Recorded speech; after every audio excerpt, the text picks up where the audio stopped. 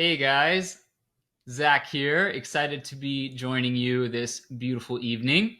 I am feeling inspired to talk about something that gets in the way of our dreams, that gets in the way of our relationships, gets in the way of our aspirations for our career, for everything in life. And I talk to so many gay men every single day who tell me the reasons that they believe they don't have the relationships, the connections that they truly desire. And they tell me that it's because all gay men just want hookups, or they tell themselves that I am too old, I came out late, and I just kind of missed the bus, and I don't know how to date. So I'm just going to probably be single. I talk to gay men who feel like they aren't attractive enough or that they're not successful enough. And these are the stories that really get in the way of having the types of relationships and types of lives that we truly desire. So I'd love to know if you find yourself standing in your own way of the things that you truly want in life. Who else besides me has done this? Please type in the comments if you feel like you've been standing in your own way of having the type of relationship, the type of career, the type of body, the type of lifestyle, the type of anything that you truly desire. And because I know for a really long time, I stood in my own way of having the happiness, having the relationships, having the job and career that I truly desired. And it wasn't because of external circumstances. It wasn't because of, how much money I had in the bank or the kind of clothes that I had. These were all the stories I told myself at the time that, I can't have the job that I really want or the relationships I really want because I can't compete with those other guys who have the really fancy clothes, who grew up in a wealthy family and just have all those things handed to them. And I just had my own little pity party and my own stories about why I wasn't good enough in one way or another. And the fucked up thing is, I believed those stories for the longest time. And so, in order to feel better about myself, I turned to drugs and alcohol for a very long time so that I could, basically sedate myself into feeling better about who I am. And that led to a really nasty addiction problem, which led to a lot of trouble with the police. And we don't want to go down that whole story. But needless to say, it led me to a really dark place. And I see this happening every day with gay men, not necessarily the drug and alcohol story, although it does affect a lot of gay men. I see us standing in our own way from having the things we truly want in life. And like I said, it's not because of the reasons that we may think. It's actually the reasons in our own mind. It's our thinking that stands in the way. And I really want to talk to you guys about what it takes to stand up to those beliefs that we have about ourselves. Because at the deepest level, those inner critics in our mind, our inner saboteur, is there to protect us. It's there to keep us safe. It wants us to no longer experience pain that we felt in the past. It doesn't want us to experience the feeling of heartache or rejection or failure or judgment. And so it tells us, don't go talk to that guy. He's out of your league. Don't apply for that job. You'll never get it. You don't want to feel that embarrassment. It's that voice that tells you to stay safe, stay small. In fact, today I had about an hour and a half conversation with a man who is also someone who stands in his way by overthinking things, by over rationalizing things, and then at the last minute, playing safe, not wanting to take any risks with relationships and not wanting to step out of his comfort zone. But guys, everything that you truly want is just right outside of that comfort zone. And I actually got hung up on the phone today by this man when I challenged him to not fall back into those same patterns of overthinking things. He told me that overthinking things and being over analytical is how he's talked himself out of pursuing potentially really great relationships. It's something that he has done to talk himself out of going on really amazing vacations or to talk himself into staying in relationships that no longer served him because it felt safe. Guys, we all have that inner critic that's just trying to convince us not to try, not to go for it because it might be uncomfortable or it might be hard or it might be, you know, something unexpected. And we all can build up these fears of the unknown. And when we listen to that voice and we choose to abide by the things it's telling us, guys, we miss the bus. We miss out on so many opportunities. And my heart goes out to this man that I talked to today. He told me one of his biggest fears is continuing on the path that he's on, standing in his own way of having confidence and having, the power to release the fears that he's giving away. But that fear of the unknown is something that can challenge all of us to want to stay safe and stay small. Hell, it happened to me today when I was talking myself out of putting off going for a jog. I was like, I can just do it later. What if it's cold out? What if this or that? What if blah? Like all these just little bullshit excuses were coming up in my head. And I finally just thought, okay, fuck this. I'm going for a jog.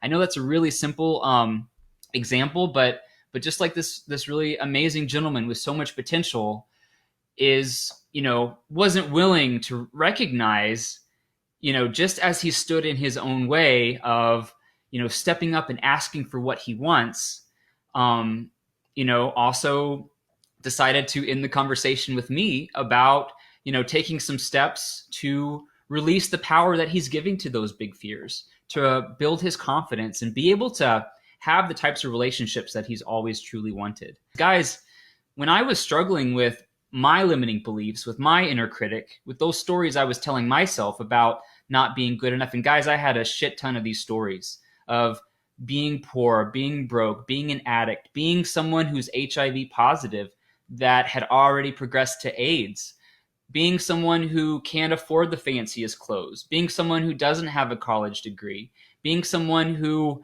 had years of unemployment because I was living with drug dealers and going to wild, insane, like horribly dangerous drug sex parties. I mean, I was a fucking mess.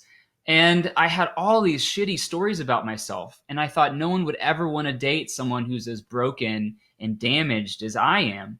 And I let those stories hold me back for such a fucking long time.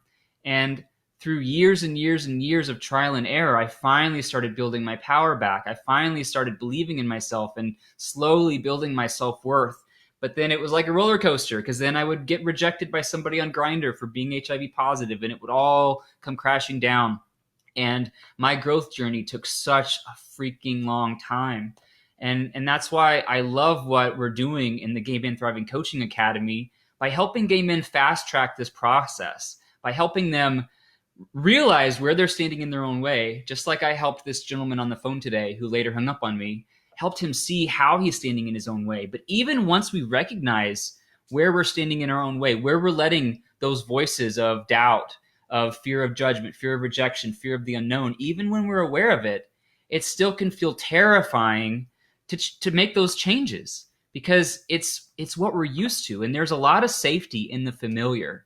Guys, one thing that that kills me the most is when I see guys recognize where they're standing in their own way, but choosing to allow that fear to overpower their decision to want something more for themselves. Knowing that everything they want is just on that other side, but not being able to take that step, to take that leap, to take that risk, to make those necessary changes. Because our inner critics don't want us to take those steps, don't want us to make those leaps.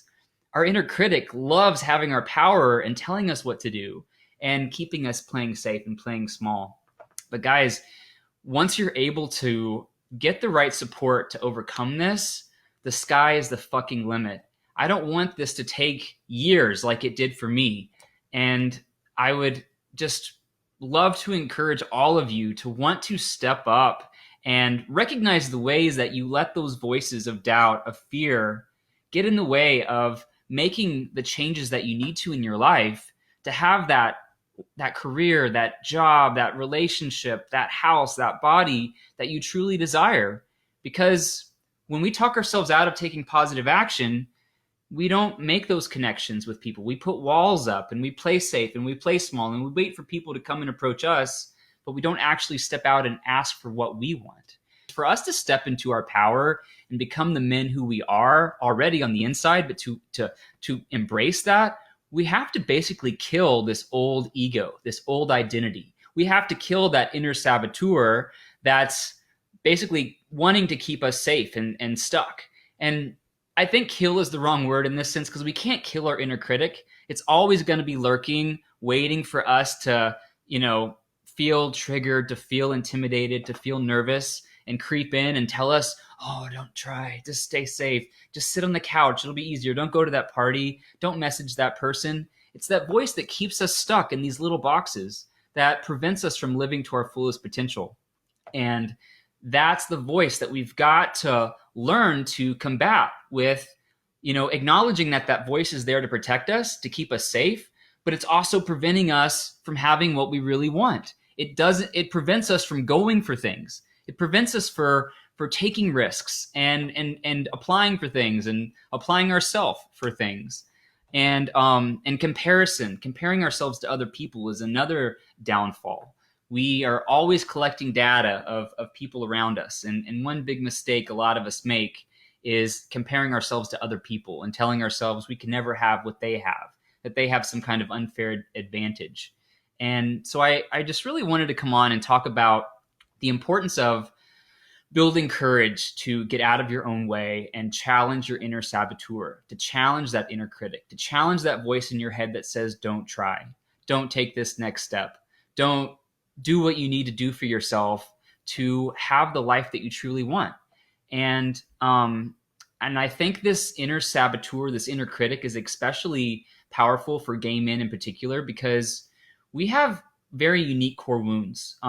Kids of all ranges of life, get bullied and picked on. But I believe that gay men deal with this from both sides. I know for me, I grew up feeling very different, and I grew up projecting myself from a really early age.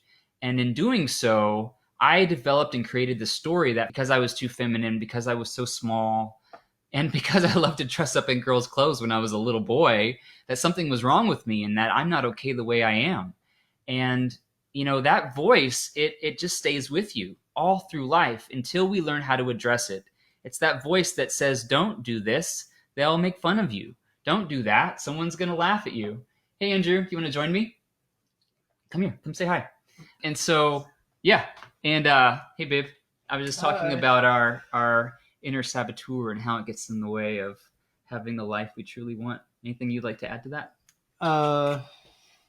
Yeah, you're covering it really, really well already. Thanks, babe. I just got off a call with the High Vibe Partner Mastermind guys. For those of you who don't know, that's the highest level in our coaching academy. It takes going through the pain, yeah, willing to look at your own shit.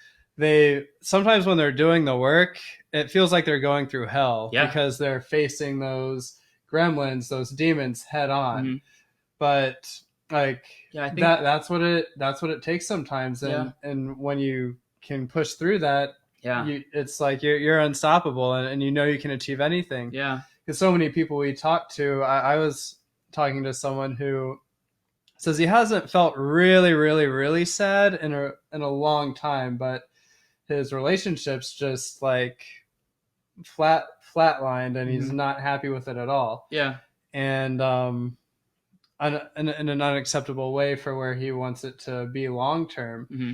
But he hasn't been willing to feel the pain, to feel the emotions, to actually look at this stuff. Yeah. And that avoidance, like sweeping that under the rug, we think, oh, I'll just distract myself with X, Y, and Z. And a lot of guys that we talk to who kind of have their ducks in a row, I think are really good at doing this, because they can, and the guy I talked to today, he hung up on me. He was telling me that he's got the temporary material things that bring him those glimpses of joy, but then at the end of the day, he has no one to share it with. And he realizes that if he doesn't do this work, it's a lifetime of settling for just getting by with those things. Mm-hmm. But even when it came to the point of talking about facing those fears head on, I could sense that he really panicked. And that's when those voices of doubt and worry and fear will do just about everything they can to cling on for dear life, to try to prevent you from growing, from taking those powerful steps. And I think that's why it's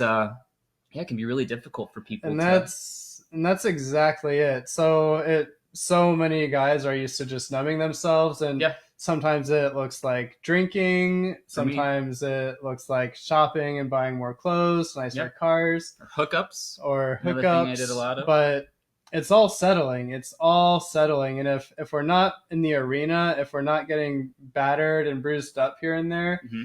we're settling. We're not maximizing our potential. We're not taking risks. We're not taking chances, and we're not truly living. Right.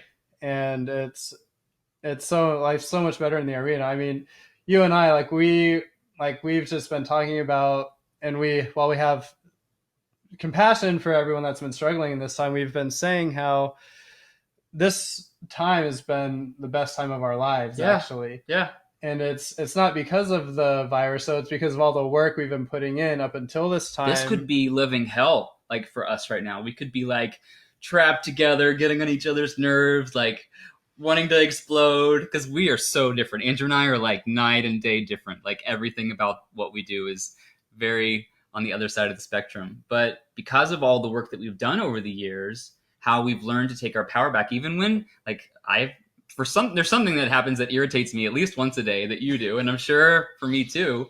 But we've learned how to not let those things just like fester, and our relationship is stronger than ever, especially during this time. We've been able to use this as an opportunity to have extra quality time and to really, dive into this amazing work that we're doing. And we both stick to our guns. We butt heads a lot, but so I've talked to so many guys who have been in relationships for 5, 10, 15 years, where they allow themselves to be a doormat, and they let their partner treat them like shit. Yeah. You and I, because they're afraid to create friction in the relationship. They're afraid, oh, if I make waves, then, oh shit, he's not going to like me and he'll leave me. But you and I, we know we deserve to have our needs met, and when they're not happening, we let each other know. And that's actually, it's interesting you said that. That was one of the big things that the man I spoke with today, who hung up on me, was saying, that in his lengthy relationship, in his marriage,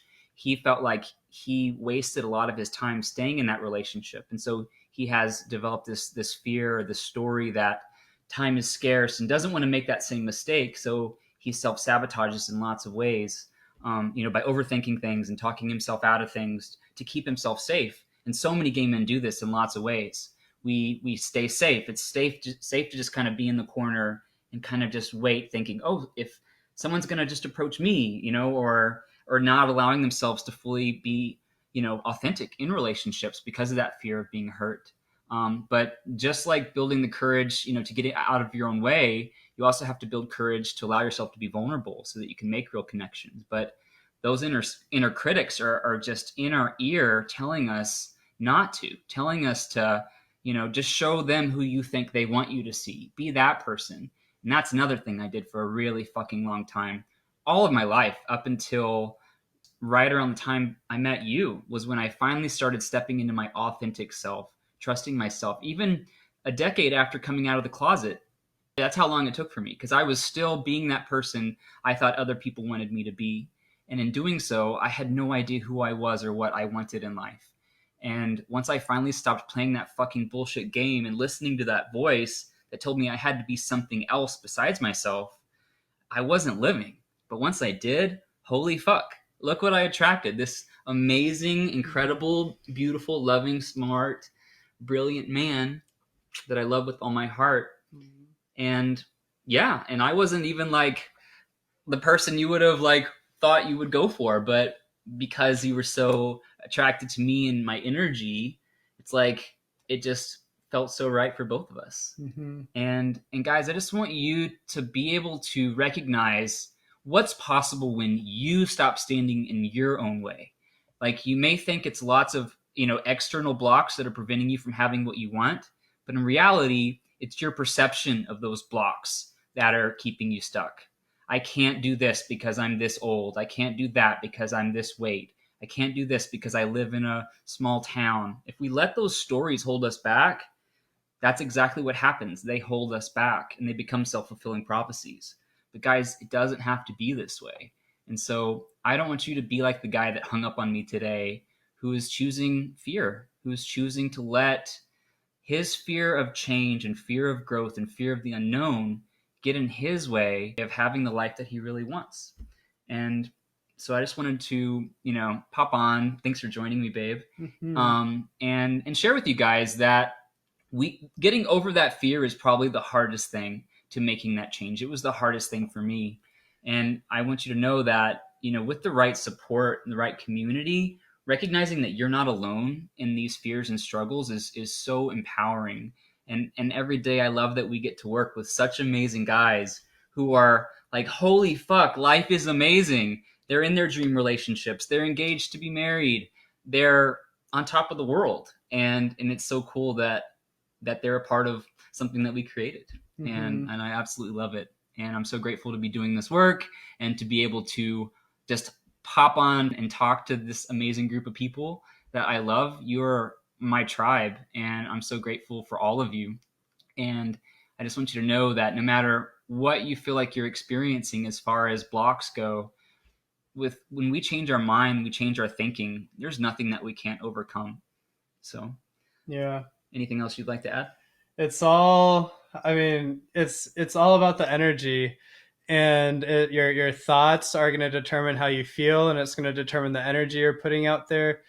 And no matter your past, no matter your history, you can be, you can do, you can have whatever your heart desires when your energy is aligned with it. But when your energy is not aligned with it, you're literally never going to get it. And so many gay men are trapped in the same negative energy patterns. But like Zach said, you can get out of it when you are serious, when you decide, when you commit to yourself. But it's going to be the hardest thing you've ever done in your life. And because if it was easy, you would have done it by now. Right. We've talked to so many gay men who say, yeah, I've achieved so many things, but I just can't figure out this relationship thing. Right. And it's because of all the hardwiring we get in the gay community. But when you really commit to doing it, anything is possible. And time again, we see guys make more progress in 2, 3, 4 months than they have in the last 15 to 20. Sorry, I'm shaking the desk. Okay. Than they have in the last 15 to 20 years. Yeah. And it's so, but it takes a willingness to be brave, to be courageous, to look at your own shit and to pull your head out of your ass for a lack of better words, and to decide I'm done with these patterns. And that's what we're about. I mean, that's why we're here talking to you guys. We like to give you high-level support and good advice and feedback. And for those who are really serious, who want to make changes as fast as possible, who want to step into a higher vibration and live your life, start realizing your potential, that's what the Gay Men Thriving Academy is for, where we've got the best structure and systems in the world to help you do this in a step-by-step process. Yeah. And so if you're tired of settling, if you're tired of playing small and standing in your own way of having the life, having the relationships that you truly desire, reach out to one of us on the Gay Men Thriving team. We'd love to help you recognize the blocks that you're experiencing so that you can move past them once and for all. There's always a solution to every problem, but you have to be willing to look for it, and not only look for it, but also take action on it. Yeah, it's uncomfortable for them at first, recognizing that inner critic and shining a light on it. Gosh, that's so uncomfortable. And I think that's what makes a lot of people want to shut down and just give up, because it feels so hard and that's what they're used to. But right. And it's easier to blame gay society. It's so much easier. It's easier to say, well, he just wants hookups. He's a scammer.